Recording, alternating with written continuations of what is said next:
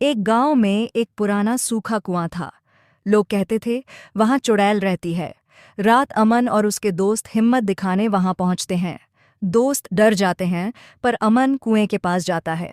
कुएं के पास अंदर से ठंडी हवा और काला धुआं निकलता है।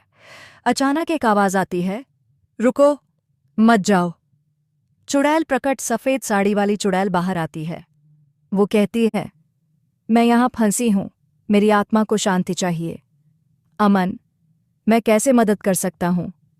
चुड़ैल, कुएं पर एक दीपक जला दो। दीपक। अमन दीपक जलाता है। चुड़ैल मुस्कुराती है और हवा में गायब हो जाती है। सुबह। कुआं अब शांत था। डरावनी आवाज बंद। कहते हैं जंगल के किनारे खड़ी उस पुरानी हवेली में आज भी एक चुड़ैल रहती है। कोई उसके पास जाता नहीं, लेकिन एक रात एक लड़के ने सच्चाई जानने की ठानी। रवि हाथ में लालटेन लेकर हवेली की ओर बढ़ता है। उसके कदमों की आवाज सूने रास्ते में गूंज रही है। रवि गांव का बहादुर लड़का था। लोग उसे डराने की कोशिश करते, लेकिन वह कहानियों पर विश्वास नहीं करता था। उस रात वह हवेली में सच देखने पहुंचा। रवि दरवाजा खोलता है। कर्क, कर्क। अंदर अंधेरा, टूटी हुई खिड़कियां, धूल भरे फर्श। अचानक हवा का तेज झोंका। रवि डर कर लालटेन कसकर पकड़ता है। हवेली में कदम रखते ही उसे लगा जैसे कोई उसे देख रहा हो। दीवारों पर पुरानी तस्वीरें थीं, जिनकी आंखें मानो उसका पीछा कर रही हों। तभी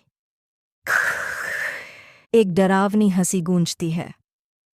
रवि कांप जाता है, लेकिन आगे बढ़ता है। ऊपर की मंजिल से नीली रोशनी दिखाई देती है। रवि धीरे धीरे सीढ़ियां चढ़ता है। हर कदम पर लकड़ी चटकती है। रवि कमरे का दरवाजा खोलता है। कमरे के बीचों बीच एक औरत हवा में तैर रही है। लंबे बाल, लाल आंखें, और उसके चारों ओर नीला धुआं। चुड़ैल, कौन है जो मेरी नींद में खलल डालने आया है? रवि हिम्मत जुटाकर बोलता है, मैं सिर्फ जानना चाहता हूं कि लोग आपसे क्यों डरते हैं। चुड़ैल गुस्से से उसे देखती है, फिर धीरे धीरे शांत होती है। चुड़ैल, मैं किसी को नुकसान नहीं पहुंचाती। लोग मुझे गलत समझते हैं। कई साल पहले यह हवेली जलाई गई थी, और तब से मैं इसकी रखवाली करती हूं। रवि आश्चर्य से पूछता है, तो आप बुरी नहीं हैं? चुड़ैल हल्की मुस्कान देती है, नहीं, बस अकेली हूं। अचानक कमरा नीली रोशनी से भर जाता है, और चुड़ैल गायब हो जाती है। अगली सुबह रवि ने गांव वालों को सब बताया, लेकिन किसी ने विश्वास नहीं किया। पर एक बात सबने नोटिस की, उस दिन के बाद से हवेली में कभी डरावनी आवाजें नहीं आईं। धीमी फुसफुसाहट। मैं अभी भी रखवाली कर रही हूं।